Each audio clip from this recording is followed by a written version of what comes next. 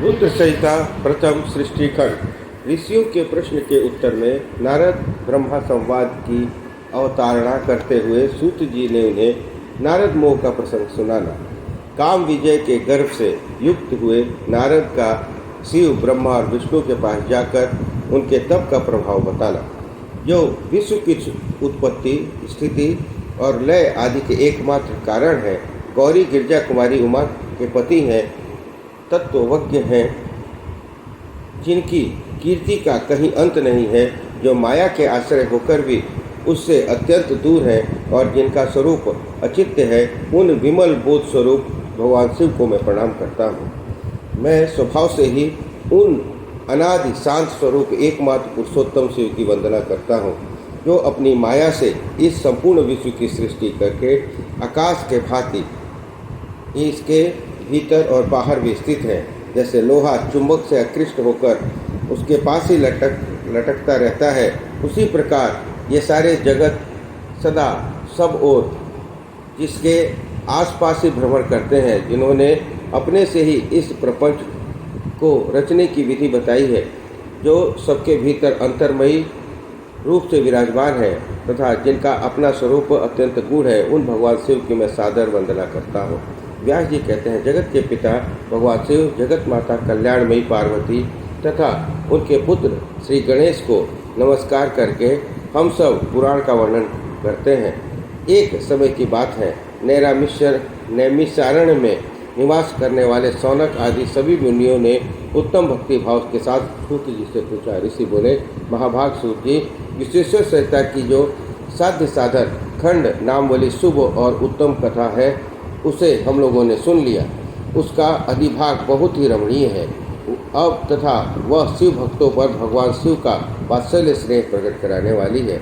विद्वान, अब आप भगवान शिव के परम उत्तम स्वरूप का वर्णन कीजिए, साथ ही शिव और पार्वती के दिव्य चरित्र का पूर्ण रूप से श्रवण कराइए। हम पूछते हैं, निर्गुण महेश्वर लोक में सगुण रूप कैसे धारण करते हैं? हम सब लोग विचार करने पर भी शिव के तत्व को नहीं समझ पाते। सृष्टि से पहले भगवान शिव किस प्रकार अपने स्वरूप से स्थित होते हैं, फिर सृष्टि के मध्यकाल में वे भगवान किस तरह क्रीड़ा करते हुए सम्यक व्यवहार बर्ताव करते हैं, और सृष्टि का कल्प का अंत होने पर वे महेश्वर देव किस रूप में स्थित रहते हैं। लोक कल्याणकारी शिव कैसे प्रसन्न होते हैं, और प्रसन्न हुए महेश्वर अपने भक्तों को तथा दूसरों को कौन सा उत्तम फल प्रदान करते हैं, यह सब हमसे कहिए। हमें सुनना है कि भगवान शिव शीघ्र प्रसन्न हो जाते हैं। वे महान दयालु हैं, इसलिए अपने भक्तों का कष्ट नहीं देख सकते। ब्रह्मा, विष्णु और महेश ये तीनों देवता शिव के ही अंग से उत्पन्न हुए हैं। उनके प्राकट्य की कथा तथा उनके विशेष चरित्रों का वर्णन कीजिए। प्रभु, आप उमा के आविर्भाव और विवाह की भी कथा कहिए, विशेषतः उनके गाय धर्म का और अन्य लीलाओं का भी वर्णन कीजिए। निष्पाप सूत जी, हमारे प्रश्न के उत्तर में आपको यह सब तथा दूसरी बातों को की भी अवश्य कहनी चाहिए। सूत जी ने कहा, मुनीश्वरों, आप लोगों ने बड़ी उत्तम बात पूछी है। भगवान सदाशिव की कथा में आप लोगों की जो आंतरिक निष्ठा हुई है, इसके लिए आप धन्यवाद के पात्र हैं। ब्राह्मणों, भगवान शंकर का गुणानुवाद सात्विक, राजस, तामस तीनों ही प्रकृति के मनुष्यों को सदा आनंद प्रदान करने वाला है। पशु की हिंसा करने वाले निष्ठुर कसाई के सिवा दूसरा कौन पुरुष उस गुणानुवाद को सुनने से ऊब सकता है? जिनके मन में कोई तृष्णा नहीं है, ऐसे महात्मा पुरुष भगवान शिव के उन गुणों का गान करते हैं, क्योंकि वह गुणावली संसार रूपी रोग की दवा है, मन और कानों के लिए प्रिय लगने वाली है, संपूर्ण मनोरथ को देने वाली है। ब्राह्मणों, आप लोगों के प्रश्न के अनुसार मैं यथाबुद्धि प्रयत्न पूर्वक शिव लीला का वर्णन करता हूँ। आप आदर पूर्वक सुने। जैसे आप लोग पूछ रहे हैं, उसी प्रकार देवर्षि नारद ने शिव रूपी भगवान विष्णु से प्रेरित होकर अपने पिता से पूछा था।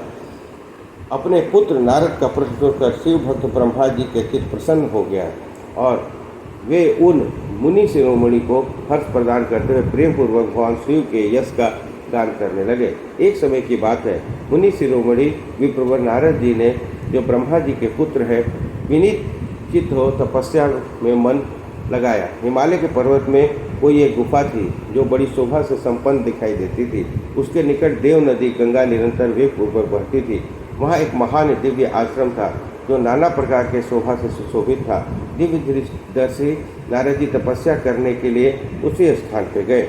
उस गुफा को देखकर मुनीश्वर नारद जी बड़े प्रसन्न हुए और सुदीर्घ काल तक वहाँ तपस्या करते रहे।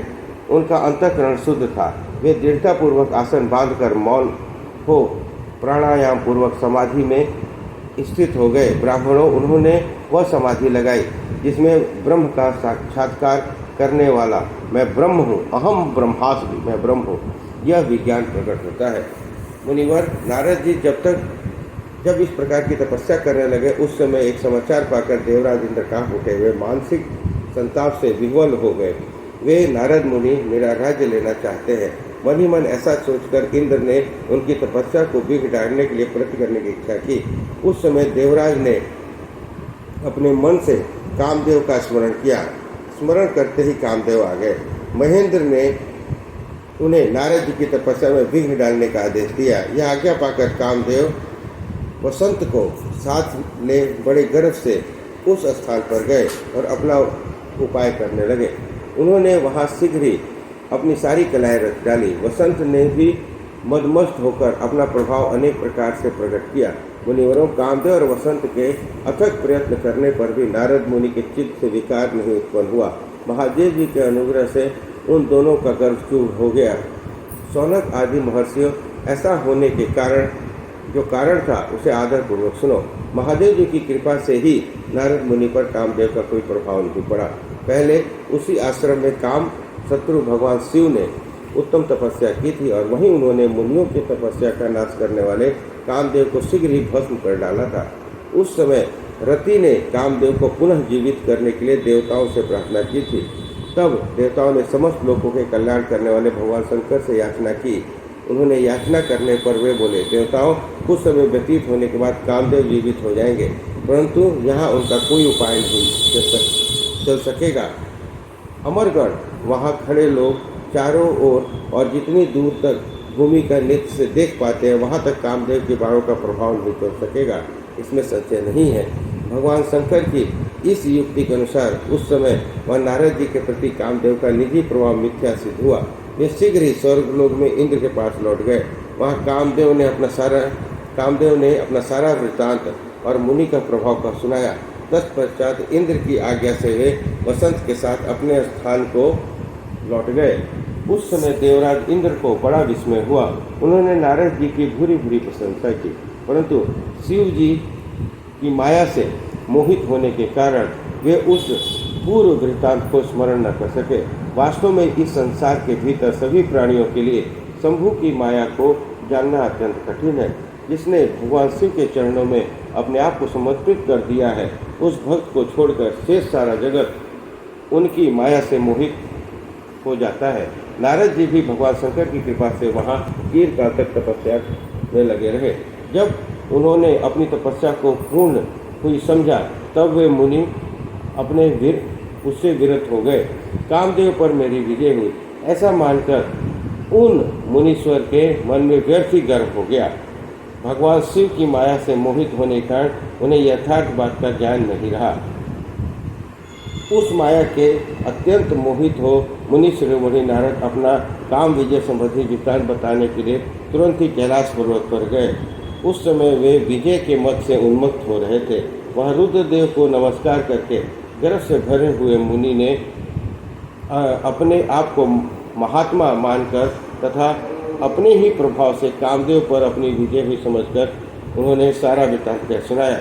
यह सब सुनकर भक्त वत्सल भगवान शंकर ने नारद जी से, जो अपनी ही माया से मोहित होने के कारण काम विजय से यथार्थ कारण को नहीं जानते थे और अपने विवेक को ही खो बैठे थे, कहा। रुद्र बोले, तात नारद, तुम बड़े विद्वान हो, धन्यवाद के पात्र हो, परंतु मेरी यह बात ध्यान देकर सुनो। अब मैं फिर कभी ऐसी बात कहीं भी न कहना, विशेषतः भगवान विष्णु के सामने इसकी चर्चा कदापि न करना। तुमने मुझसे अपना जो वृत्तांत बताया है उसे पूछने पर भी दूसरों के सामने न कहना। यह सिद्धि संबंधी वृत्तांत सहसा गुप्त रखने योग्य है, इसे कभी किसी पर प्रकट नहीं होना चाहिए।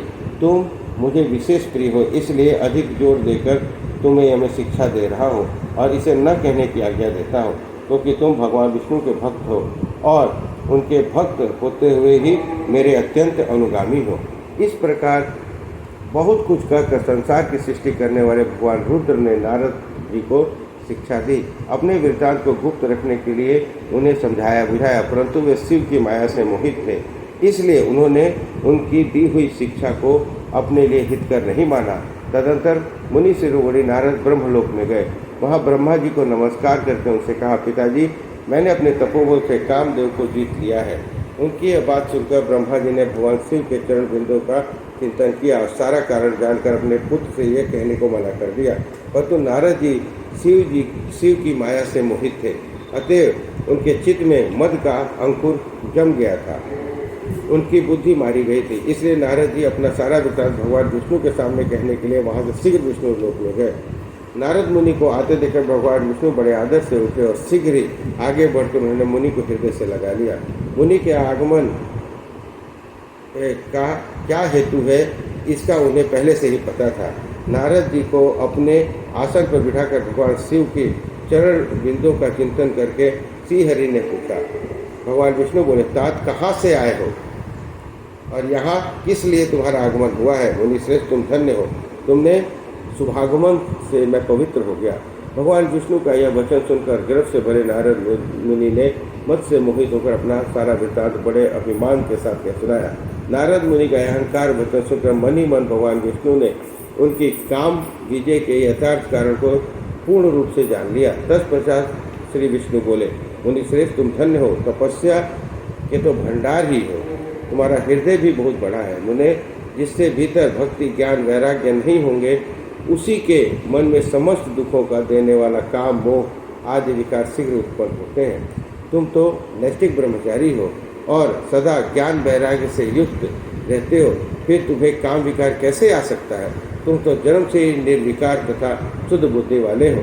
श्री हरि की कही हुई ऐसी बहुत सी बातें सुनकर मुनि शिरोमणि नारद जोर जोर से हंसने लगे और मन ही मन भगवान को प्रणाम करके इस प्रकार बोले। नारद जी ने कहा, स्वामिन, जब मुझ पर आपकी कृपा है तब बेचारा कामदेव अपना क्या प्रभाव दिखा सकता है? यह कहकर भगवान के चरणों में मस्तक झुकाकर इच्छा अनुसार विचारने वाले नारद मुनि वहाँ से चले गए।